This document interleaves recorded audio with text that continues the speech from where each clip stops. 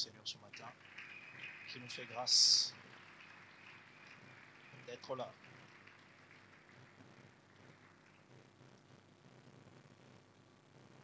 Nous disons un grand merci au Seigneur ce matin, un grand merci également à notre pasteur qui nous permet de pouvoir partager la parole de Dieu pendant quelques minutes ce matin. Et notre présence ici est la preuve que le Seigneur a fait grâce à chacun d'entre nous. Je bénis Dieu pour sa présence en cet endroit. Je bénis Dieu pour sa grâce au milieu de nous. Je le bénis parce qu'il a tout en contrôle et parce qu'il a tous les moyens nécessaires pour recadrer une destinée, pour remettre une vie perdue sur les rails et pour faire prospérer celui auprès de qui l'échec était comme attaché. Je prie ce matin que la condition de quelqu'un change, que la foi d'une personne soit bouleversée. Je prie que ce jour inaugure une semaine fructueuse, une semaine où la mentalité sera transformée, où le champion qui a longtemps sommeillé en nous va finalement se réveiller par la puissance de son esprit, afin d'aller à la conquête des promesses qu'il nous a accordées dans sa grâce. Je prie ce matin, Saint-Esprit, que tu puisses toucher les cœurs, car toi seul en as la capacité. Aucune parole d'un homme, aussi soignée, aussi fignolée soit-elle, ne peut aller jusque dans le cœur et changer la vie. C'est toi qui es capable de nous mener à adopter des résolutions qui puissent impacter notre destinée à tout jamais. Nous te bénissons pour ce matin. Reçois honneur et gloire. Alléluia.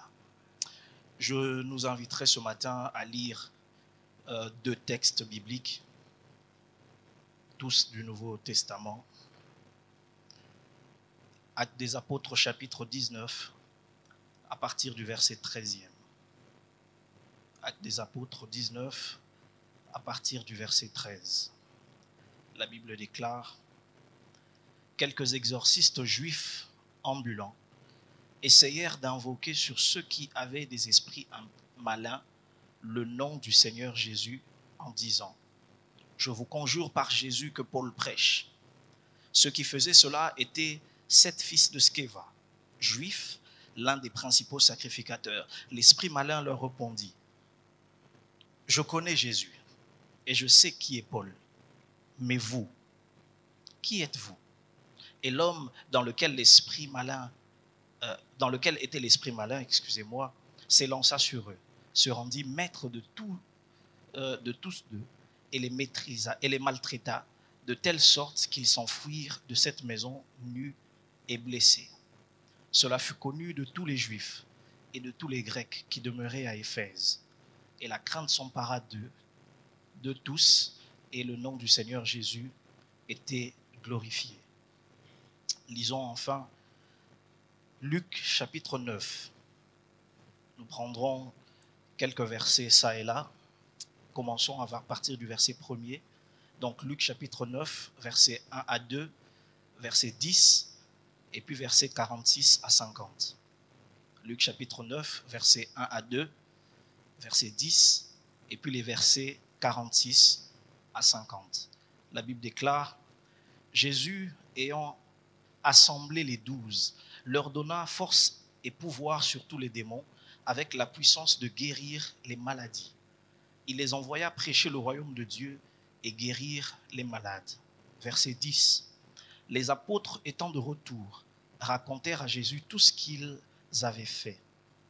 Il les prit avec lui et se retira à l'écart, du côté d'une ville appelée Bethsaïda. Verset 46.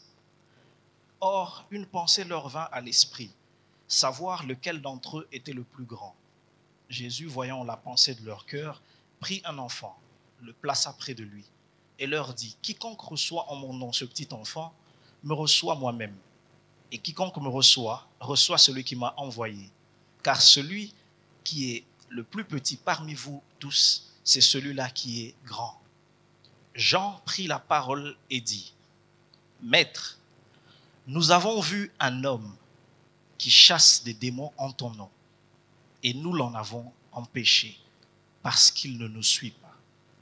D'autres versions, les plus anciennes, disent: parce qu'il ne te suit pas avec nous. Verset 50.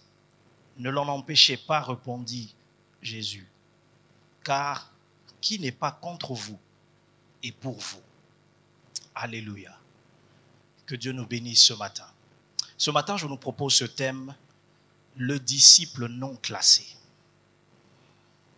Le disciple non classé. Dans ce dernier texte que nous venons de lire de Luc chapitre 9, quelques versets que nous avons pris ça et là, la Bible nous montre comment le Christ Jésus, lors de son ministère sur la terre, est arrivé à un moment où il a estimé qu'il était important de soumettre les 12 qu'il avait pris avec lui à une sorte de stage afin de leur permettre de mettre en pratique les choses qu'ils voyaient Jésus faire. Jusque-là, depuis que le Christ les avait choisis, après toute une nuit de prière, ils étaient là à observer. Et c'est normal parce qu'il est écrit qu'il les avait choisis pour être d'abord avec lui et les envoyer ensuite. Ils avaient été avec Jésus, ils avaient vu sa manière de faire. Ils l'avaient observé jusque-là. Mais arrivé à ce moment, le Seigneur a dit, je vais vous envoyer. Ce n'était pas encore le moment pour que Jésus soit enlevé, soit retiré et les laisse totalement seuls physiquement sur la terre. Mais déjà le Seigneur a estimé qu'il était important de pouvoir les relâcher. Et la Bible déclare qu'il leur a donné force et pouvoir. Parce qu'on ne peut pas partir au nom de Dieu sans recevoir son mandat, sans recevoir force et pouvoir. Je prie que quelqu'un ce matin reçoive de Dieu la force et le pouvoir nécessaire pour faire ce que Dieu t'a demandé. Parce que la mission de Dieu, les objectifs de Dieu, les promesses de Dieu ne peuvent pas s'atteindre qu'avec nos qualifications, aussi fortes soient-elles. Alléluia. Et donc Jésus va les envoyer. Ils vont aller en mission, ils vont travailler. Et la Bible nous montre qu'ils sont revenus, ils ont fait un rapport. Ils ont dit au maître tout ce qui leur était arrivé.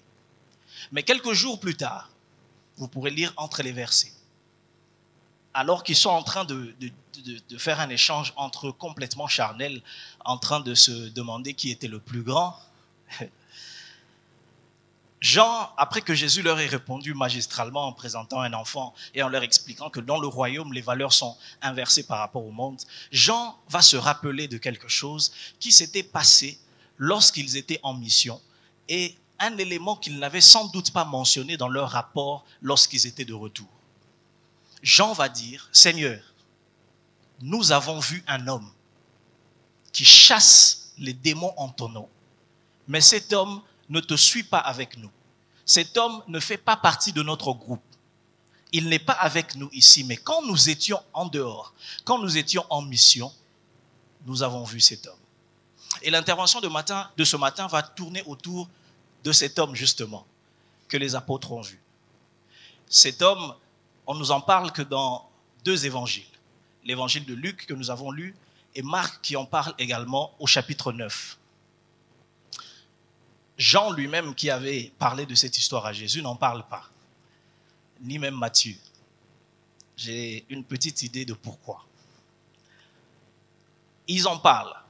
Mais qui était donc cet homme qu'ils ont vu sur le terrain? Vous savez, Jésus est un coach formidable. C'est un leader sans pareil. Jésus savait que les apôtres ne pouvaient pas tout apprendre en écrivant seulement. Il fallait qu'ils aillent rencontrer d'autres réalités sur le terrain. Il y a des choses qu'on n'apprend pas avec les livres. Il y a des choses qu'on apprend avec la vie. Il y a des choses qu'on n'apprend pas en restant juste assis. Quand nous étions étudiants, nous pensions que les choses n'étaient que telles qu'elles étaient exposées. Mais pour plusieurs, lorsque nous sommes confrontés à la vie professionnelle, nous nous rendons compte que les A plus B qu'on nous enseignait, il faut vraiment les adapter. Parce que dans la vie, ce n'est pas toujours A plus B. Il y a d'autres facteurs qui viennent, qui doivent être pris en compte afin de produire des résultats. Et Jésus, sachant cela, c'est comme s'il voulait dire, allez-y. Je sais le genre de choses que vous allez rencontrer quand vous irez. Et je veux que vous voyiez ça. Et quand ils ont vu, c'est comme si ça leur a échappé. Mais après, ils se sont rappelés de cet homme qu'ils avaient vu. Qui était cet homme? Et que peut nous enseigner cet homme que j'ai qualifié ce matin de disciple non classé? De disciple inconnu. Ils n'ont même pas donné son nom. Ils ont juste dit, nous avons vu un homme. On ne sait pas qui il est. On ne sait pas d'où il vient. Mais quand nous étions sur terrain, nous l'avons vu. Quel est le secret de cette réussite? De cet homme dont on ne connaît ni origine, de cet homme dont on ne connaît pas le parcours et qu'on voit réussir subitement sur le terrain. Quel est le secret de cet homme dont personne ne maîtrise les éléments, mais qu'on peut voir réussir avec Dieu de manière probante? Ils disent même, ils chassent les démons en ton nom. C'est pas qu'ils bricolent. Il n'essaye pas de faire comme le fils de Sceva en fait plus tard. Lui, il est vraiment dans le bon. Quel était le secret de cet homme? Et je me suis posé la question, si ce disciple était là ce matin, que nous aurait-il enseigné? Et cela fera l'objet de l'intervention de ce matin en quelques minutes. Si ce disciple non classé était là ce matin, je crois qu'il nous aurait parlé sans doute de 3 choses. La première, et qui est la première leçon que nous tirons de ce texte, c'est que nous n'aurons pas tous le même processus et les mêmes avantages dans la vie. Alléluia. Nous n'aurons pas tous le même processus et les mêmes avantages dans la vie. Jean dit, nous avons vu cet homme, il n'est pas avec nous. C'est comme s'il voulait dire, quand on le voyait travailler, à un moment je pensais que c'était Pierre, mais quand j'ai bien regardé, j'ai vu que ce n'était ni Pierre, ni Barthélemy, ni Thomas. Il est non répertorié. Mais nous l'avons vu opérer et chasser les démons en ton nom. Cet homme réussissait sur le terrain de la mission, mais il ne faisait pas partie des 12. Quand un homme comme Judas, qui volait à la caisse, faisait partie des 12. Dans la vie, il y a des catégories, des listes dans lesquelles Dieu ne permettra pas quelquefois lorsqu'on l'on se retrouve. Quelquefois, certaines grâces seront faites à des Judas, mais non pas aux disciples qui réussissent même dans la mission. Parce qu'il est des choses que Dieu répartit dans sa souveraineté et dans sa grâce. Il y a des choses dans la vie pour lesquelles il est inutile de se battre. Parce que comme le dit un Corinthien, c'est l'Esprit qui donne à chacun comme il veut. Cet homme réussissait très fort dans la mission, mais il ne faisait pas partie des 12. Et c'est même pas comme quand Jean a parlé que Jésus a dit, ok, allez me le chercher, on va les recruter. Non. Sa destinée à lui, c'était de ne pas faire partie des 12. Oh yes. J'aimerais dire à quelqu'un, quels que soient les exploits, quels que soient les succès que tu auras, il y a des endroits où tu ne seras jamais. Et il y a aussi des choses que tu auras parce que c'est attaché à ta destinée. Dieu ne nous bénit pas en fonction de ce que seulement nous désirons, mais en fonction de la destinée précise qu'il a tracée pour nous. Alors ce matin, je suis venu dire à quelqu'un, sois à l'aise avec ce que tu as parce que c'est ce qui correspond à ta destinée. Est-ce que quelqu'un m'entend ce matin? Je suis venu dire à quelqu'un, sois à l'aise avec le genre d'enfant que tu as. Sois à l'aise avec le mariage que tu as. Sois à l'aise avec ce qui correspond à ta destinée parce que c'est ce que Dieu a tracé pour toi. Lorsque même l'on évolue, l'on ne peut évoluer que dans le cadre des desseins de Dieu, mais non pas en sortant de la ligne que Dieu avait tracée. Un homme comme David est devenu roi après avoir lutté contre son prédécesseur. Que dis-je? Éviter les flèches, les lances de son prédécesseur. Il a dû batailler, il a dû esquiver les lances, il a dû fuir, aller même à l'étranger.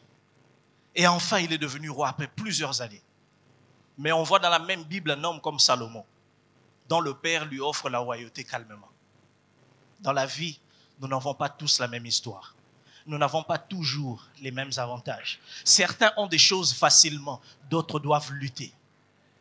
Certains qui doivent lutter dans un domaine, mais ont des choses facilement dans un autre domaine. Il est de ces choses pour lesquelles il est inutile de se battre, encore moins de se comparer. Parce que nous n'avons pas la même destinée. Est-ce que quelqu'un peut dire après moi ce matin, j'ai ma destinée avec Dieu?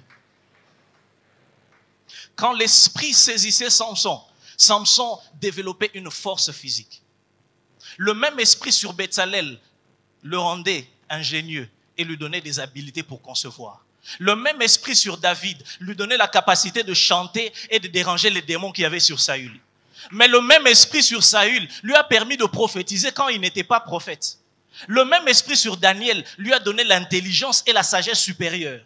Parce qu'avec le même esprit, mais il y a diverses opérations. même si nous prions le même Dieu, même si nous faisons le même nombre de jours, nous ne recevrons pas les mêmes choses, nous recevrons les choses adaptées à notre destinée. C'est pourquoi même dans Actes chapitre 2, quand le Saint-Esprit descend, la Bible dit qu'ils étaient tous ensemble. Ils priaient tous pour la même chose, mais quand l'Esprit est descendu, chacun parlait une langue particulière. Oh, j'annonce à quelqu'un, nous allons être ensemble, mais nous parlerons chacun la langue de sa destinée. Est-ce que quelqu'un est avec moi ce matin? Deuxième chose que cet homme nous aurait enseigné, c'est qu'il est important dans la vie de prendre conscience de la grâce que Dieu nous fait. En même temps que cet homme devait comprendre qu'il n'avait pas le privilège de faire partie des 12. Je suis sûr qu'en regardant les apôtres travailler, il aurait pu dire, ah, si j'étais avec eux. La Bible nous montre que les apôtres, les 12, avaient des avantages certains que les autres n'avaient pas. C'est à eux que le maître expliquait certaines paraboles en secret. Il disait même certaines choses, les gens les entendent comme des énigmes qu'ils ne comprennent pas. Mais à vous, les choses sont données. J'aimerais dire à quelqu'un qui fait partie des 12, réjouis-toi et prends conscience de la grâce que tu as. Parce que certains qui sont aussi efficaces sur le terrain n'ont pas reçu forcément cette grâce. L'ironie de la vie, c'est que ceux à qui la grâce est souvent faite n'en prennent pas conscience. Malheureusement, dans la vie, ceux qui ont la chose à portée de main, ils jouent avec. Ils ne réalisent pas l'importance de ce qu'ils ont. La Bible dit dans Jean chapitre 1er que la parole est venue chez les siens. La parole elle-même a choisi sa destination. La parole faite chair est venue, mais les siens ne l'ont pas reçue. Quelquefois, la grâce, la parole qui était pleine de grâce et de vérité, et vient vers nous. Mais ceux vers qui la parole est dirigée, ceux vers qui la grâce est disponibilisée, ils ne trouvent pas important de vivre cette grâce. Luc chapitre 10, versets 10 à 14, un texte merveilleux nous dit ceci. Mais dans quelque ville que vous entriez, et où l'on ne vous recevra pas, allez dans les rues. Il veut leur dire, il y a des villes où vous irez, mais on ne vous recevra pas. Et la suite dit, nous secouons contre vous la poussière, même de votre ville qui s'est attachée à nos pieds. Sachez cependant que le royaume de Dieu s'est approché. Je vous le dis, qu'en ce jour, Sodome sera traité moins rigoureusement que cette ville-là. Verset 13, triste. Malheur à toi, Chorazin. Malheur à toi, Bethsaïda. Car si les miracles qui ont été faits au milieu de vous avaient été faits dans Tyr et dans Sidon, il y a longtemps qu'elles se seraient répandues en prenant le sac et la cendre. C'est pourquoi, au jour du jugement, Tyr et Sidon seront traités moins rigoureusement que vous. Et toi, Capernaum, qui a été élevé jusqu'au ciel, tu seras abaissé jusqu'au séjour des morts. Que c'est triste quand des gens qui ont reçu une grâce n'en prennent pas conscience. Que c'est triste quand des gens qui ont obtenu de Dieu un bon travail, mais qui jouent avec. Le Seigneur est venu dire à quelqu'un ce matin, prends conscience de la grâce que tu as. Quelquefois, il est facile de se plaindre, mais alors que la volonté de Dieu est que nous apprenions à apprécier les choses que nous avons. Certains sont efficaces mais ne font pas partie de 12. Ce disciple a été non classé. Vous imaginez ce jour-là quand Jésus, je suppose que cet homme, je laisse courir mon imagination, peut-être que cet homme était là. Quand on faisait le choix des disciples, peut-être qu'il faisait partie des 70, je n'en sais rien moi. Mais quand on a publié la liste après délibération, Judas était là, lui n'était pas là. Mais j'imagine encore, quand cet homme, plus tard peut-être apprendrait qu'un Judas s'est corrompu. Je suis sûr qu'il se serait peut-être dit, il y a des gens qui ne comprennent pas la grâce qu'ils ont. Moi, je n'ai même pas eu la grâce d'être à côté de Jésus. Je le suivais juste de loin quand il enseignait à la foule. Je notais les choses qu'il disait. Quand il était sur la montagne, faisant le sermon sur la montagne, j'étais là, j'écoutais. J'étais même pas proche. J'avais des questions, mais je ne pouvais pas l'approcher. Mais eux étaient tout près, tous les jours, et tout leur débat c'était qui est le plus grand. Tout leur débat c'était de savoir qui va hériter, qui va avoir la plus grosse position. Alors qu'il y avait des gens. Jésus, c'est comme si il savait. Je crois qu'il le savait. Il savait, allez-y sur terrain. Vous allez voir des réalités qui vont vous rendre humble. Vous allez voir des réalités. Mes frères, je vous en supplie, quelquefois sortez de là où vous êtes. Regardez le monde tout autour de vous. Vous bénirez Dieu et vous arrêterez de vous plaindre. Quelquefois, regardez juste à côté de vous. Vous arrêterez de vous plaindre sur votre femme et sur votre mari. Vous bénirez le Seigneur et vous apprécierez la grâce qu'il vous a faite. Parce que vous vous rendrez compte que ça aurait pu être pire. Ça aurait pu être pire. Pendant ce temps où le monde est en train de souffrir, le monde est en train de pleurer, il y a la crise, il y a la maladie, il y a toutes ces implications. Mes frères, ça aurait pu être pire. Et si nous sommes là ce matin, réellement, une grâce nous a été faite. Une grâce nous a été faite. Matthieu chapitre 11, versets 21 à 24. Est-ce que quelqu'un est avec moi ce matin? La Bible déclare, non, prenons plutôt 1 Pierre, excusez-moi. 1 Pierre chapitre 1er, versets 10 à 12. Mais le texte de Matthieu est valable, vous pourrez le lire. Je préfère que nous lisons 1 Pierre qui aborde les choses avec des termes différents. 1 Pierre chapitre 1er, à partir du verset 10, la Bible déclare, les prophètes qui ont prophétisé, touchant la grâce qui vous était réservée, ont fait de ce salut l'objet de leurs recherches et de leurs investigations, voulant sonder l'époque et les circonstances marquées par l'Esprit de Christ qui était en eux et qui attestait d'avance les souffrances de Christ et de la gloire dont elles se seraient suivies. Il leur fut révélé que ce n'était pas pour eux-mêmes, mais pour vous qu'ils étaient des dispensateurs de ces choses que vous ont annoncé maintenant ceux qui vous ont prêché l'évangile par le Saint-Esprit envoyé du ciel et dans lesquels les anges désirent plonger leur regard. Il leur dit ici, les prophètes qui sont passés, ceux par qui Dieu a parlé autrefois, comme dit l'auteur du livre des Hébreux, ils ont voulu connaître ces choses que vous vivez maintenant. Ils ont voulu savoir. Tout ce qui leur a été révélé, c'est que ce n'était pas pour eux. Ah, combien de personnes voudraient être là où toi tu es. Et il est bon d'en prendre conscience. Est-ce que nous prenons le temps d'apprécier la possibilité du salut, la disponibilité du salut en Christ? Vous savez, il y a des gens qui meurent et qui n'ont pas la grâce d'écouter l'évangile pour se donner. Mais toi, tu écoutes l'évangile et tu reportes ton salut. Tu reportes ta décision indéfiniment. Un jour.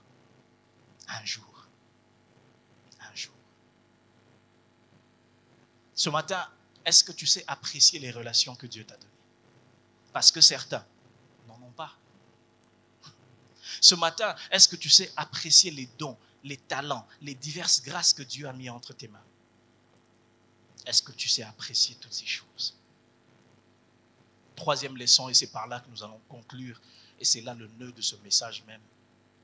Ce disciple anonyme est en train de nous enseigner, et j'aime ça, qu'il est possible d'exceller avec Dieu malgré les handicaps apparents. Il est possible d'exceller avec Dieu malgré les handicaps apparents.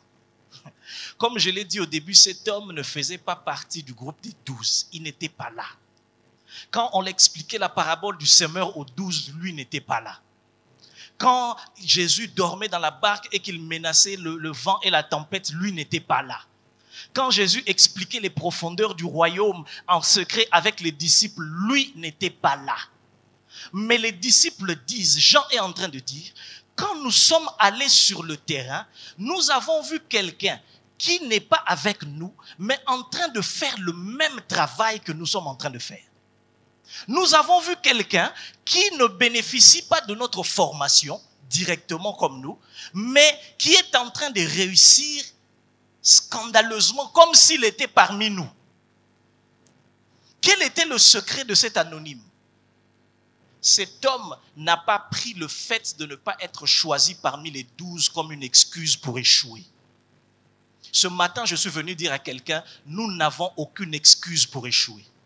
Ce n'est pas parce que la vie ne t'a pas donné certaines choses qu'il faut en faire une raison pour dire j'ai le droit légal d'échouer. On ne peut pas échouer. Ce matin, je dis à quelqu'un, même quand tu ne fais pas partie de la liste des 12, il est possible d'exceller avec Dieu. Le disciple non classé est en train de nous dire, même quand tu ne te retrouves pas dans la liste de Jésus, quand il vient proclamer les 12 qui sont retenus, sache qu'il y a toujours un moyen avec le même Jésus, parce que Jésus a dit, il n'est pas contre nous, il est pour nous. Donc, il y a un moyen que Dieu a disponibilisé pour les gens qui ne sont pas répertoriés dans une liste. Je suis venu dire à quelqu'un, ton défaut n'est pas une exclusion. C'est juste une particularité que tu dois travailler afin de te permettre d'entrer là-bas. J'aimerais dire à quelqu'un, même si on ne te voit pas sur la liste, qu'on te retrouve sur le terrain en train de faire toi aussi les mêmes miracles.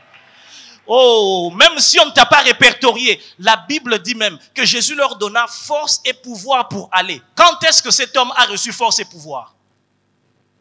Il était là, il écoutait la préparation secrète. Il était là, il suivait le maître dans la foule. Il notait, il se préparait. Et quand on va sur le terrain de la vie, on se rend compte qu'il y a quelqu'un qui débarque alors que personne ne l'attendait. Je prie ce matin qu'on te retrouve dans les domaines dans lesquels on ne pensait pas te trouver à cause de la grâce de Dieu. Alléluia. Qu'on te retrouve dans les domaines dans lesquels tu ne pouvais pas aller parce que la grâce de Dieu est là. Alléluia. Quelqu'un qui n'a pas reçu tout, mais qui était en train de réussir.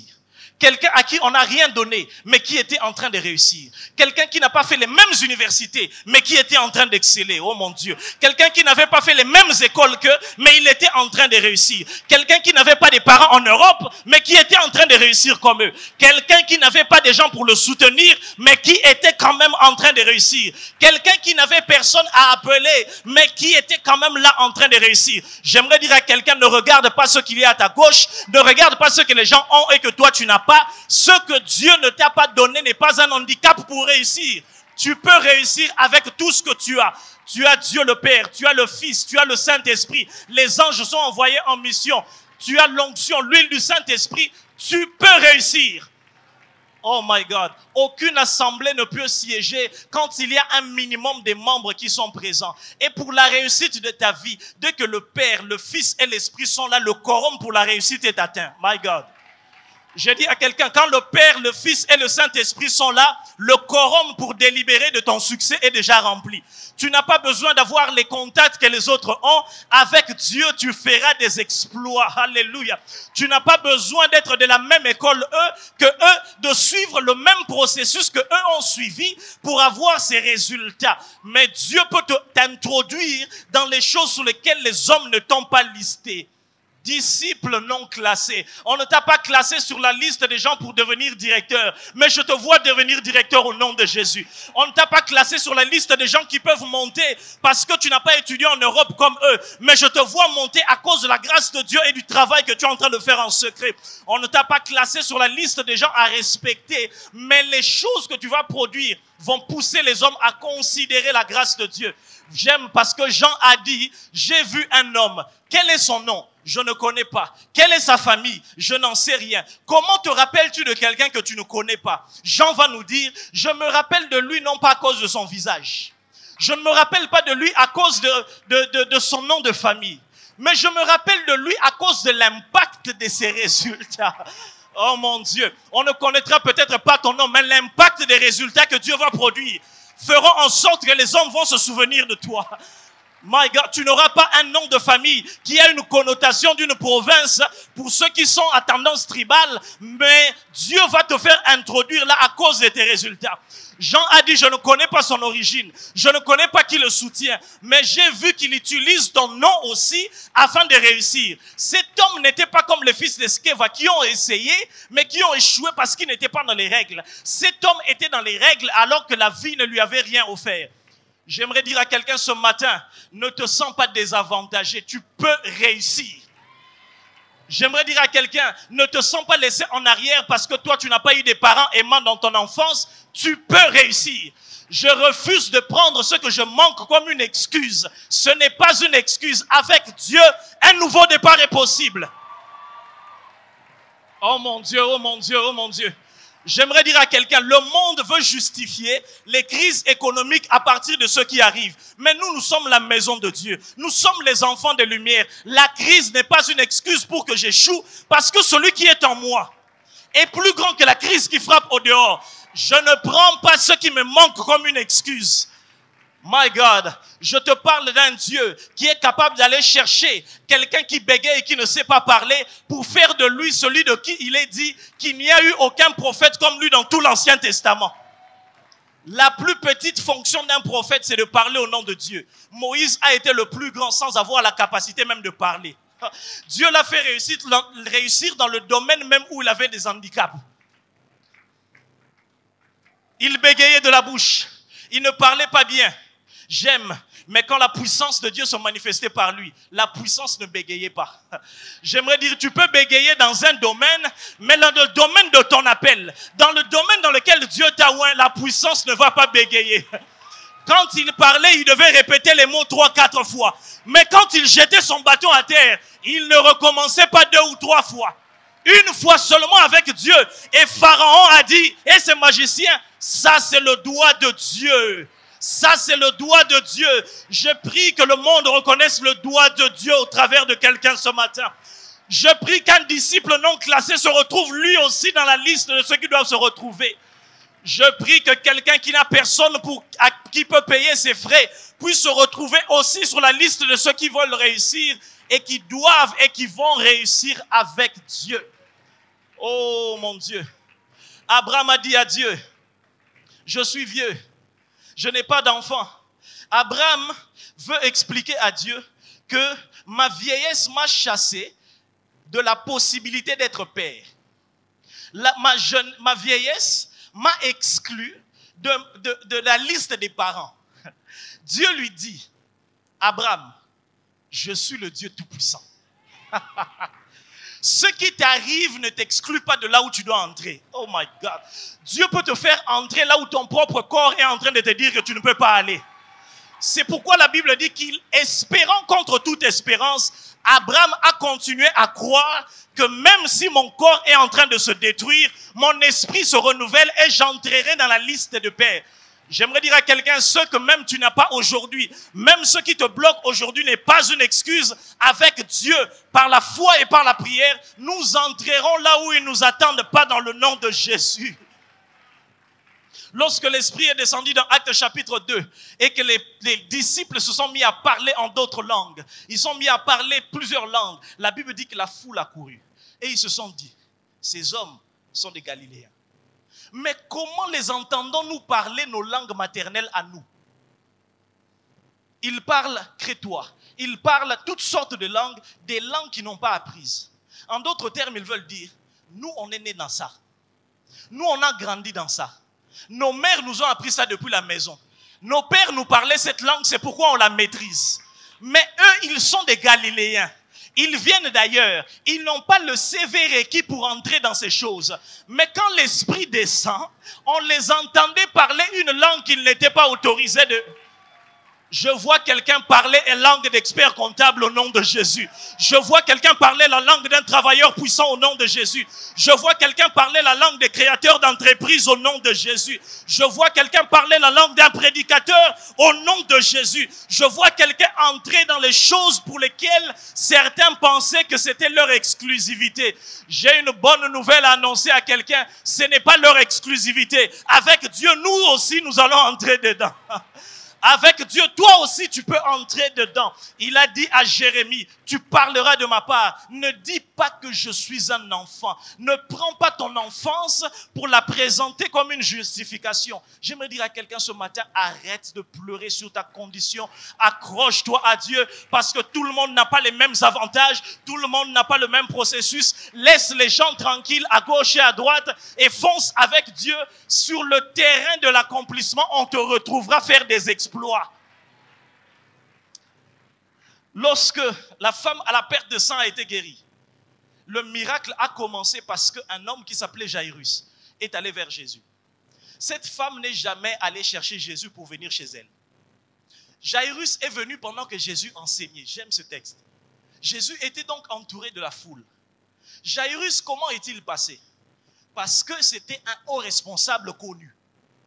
Quand il venait, la foule lui laissait le passage. Il était un chef de synagogue. Il a posé sa requête à Jésus et Jésus a accepté, ils sont allés. Mais il y a une femme qui était dans sa maison et qui, à partir de la fenêtre, a regardé. Elle s'est rendue compte qu'avec son statut, elle n'était sans doute pas connue. Et avec sa maladie, en plus qui la rendait impure, elle ne pouvait pas avoir le même avantage que Jairus pour que la foule lui cède le passage. Et je parle à des gens à qui on ne cède pas le passage. Je parle à des gens à qui on ne dit pas « Ah, tu t'appelles tel comme ton père. Ton père n'est même pas une référence. » Je parle à des gens qui sont même impurs, qui ne peuvent pas sortir. Dans la vie, il y a des gens à qui on laisse le passage, mais j'aime cette catégorie de personnes qui disent « Moi-même, je vais descendre, et si je puis seulement toucher le pan de ça. » Oh, radabachete. J'aimerais dire à quelqu'un, si on ne te donne pas le privilège d'aller chercher Jésus, si on ne te laisse pas le passage, décide toi-même par la foi, descends dans la réalité et va toucher le pan de son vêtement. Oh, radabasete. Il est possible qu'on ne te laisse pas le passage. Il est possible que ton chef ne parle pas en bien à ton sujet. Ce n'est pas une disqualification. Descends sur le terrain et va toucher le pan de Jésus. La guérison est disponible et pour les Jairus et pour les femmes impures. La guérison est disponible et pour les Jairus et pour les femmes impures. Ce que j'aime, c'est que cette femme a été guérie même avant Jairus qui était venu avec tous les protocoles. Parce que quelquefois dans la vie, même ceux qui n'ont pas été dans des grandes écoles, avec Dieu, ils réussissent même au-delà des personnes qui ont eu tous les critères nécessaires qui s'alignaient. C'est pourquoi j'aimerais dire à un disciple, si tu as reçu la grâce, prends conscience, aligne-toi, fais les choses selon Dieu et ne te dis pas que c'est ta force et c'est ta sagesse parce que certains n'ont pas reçu cette grâce. Mais ce sont des vaillants de Dieu. Ce sont des vaillants de Dieu. Et ils arrivent à obtenir. Oh Rabashata. Laissez-moi finir avec ceci. Judas s'est compromis. Les apôtres dans Acte 1 font une élection pour déterminer qui va le remplacer. On présente 2 hommes suivant les critères. On dit cherchez des gens qui ont toujours été là avec nous depuis que Jésus était là. Et on va présenter 2 personnes. Karabashata. Que des disqualifiés. Ils tirent avec les critères. Ils regardent, ils disent Pierre, d'après les critères que tu as donnés, voilà les 2 qui conviennent. Et ils vont faire ce qu'ils vont faire. Ils vont en établir un. 8 chapitres plus tard, dans Actes chapitre 9, Dieu apparaît à un homme qui s'appelait Ananias et lui dit, il y a un persécuteur dans cette ville de Damas. Un homme qui n'a pas été avec moi quand j'étais sur la terre. Un homme qui ne pouvait pas se retrouver dans les critères que vous aviez établis là dans la chambre haute. Mais cet homme, moi Jésus, je l'ai choisi. Je l'ai choisi afin qu'il aille, disciples non classés, les avortons de Dieu, les gens qui ne sont sur aucune liste de départ et qu'on retrouve finalement à l'arrivée. Ne te plains pas de ceux qui te manquent. Accroche-toi à Dieu. Travaille avec Dieu. N'envie pas les avantages que les autres ont. Tu es dans ta ligne et dans ta destinée. Accroche-toi à Dieu et dis-toi, je réussirai. Certains ont des enfants. 1 an après le mariage, ça fait 15 ans que tu n'en as pas. C'est ton parcours, c'est ton processus. Mais n'arrête pas de croire. Oh mon Dieu, ce qui est comme un handicap pour toi sera la particularité de ton miracle. Tu n'es pas obligé d'être comme tout le monde. Si tout le monde réussit par cette voie, toi tu n'es pas obligé de réussir. Est-ce qu'on peut prier ce matin? Est-ce qu'on peut élever nos voix et prier et prier? Élevons nos voix et prions ce matin. Je ne donnerai pas un sujet précis, mais quelqu'un élève sa voix et prie seulement, selon que le Seigneur lui a parlé ce matin. Certains diront au Seigneur, Seigneur, aide mon cœur, afin que je ne jalouse pas ce que les autres ont, que j'accepte le chemin par lequel tu es en train de me conduire. J'entends quelqu'un d'autre dire, Seigneur, je travaillerai en silence, je travaillerai en secret, et je sais que tu m'introduiras là où je dois entrer. Oh jeune, tu n'as peut-être pas eu la grâce d'aller loin dans les études, mais bats-toi, tout n'est pas fini. Fais des formations que tu peux faire, apprends là où tu peux apprendre. Tu es peut-être non classé, mais l'on te retrouvera sur le terrain. Ce n'est pas grave si tu ne te retrouves pas dans la liste des gens qu'on cite. Le plus important, c'est de se retrouver dans le terrain, en train de réussir avec Dieu. Parce qu'avec lui, un nouveau départ est possible. Est-ce qu'on peut vraiment élever la voix et parler au Seigneur?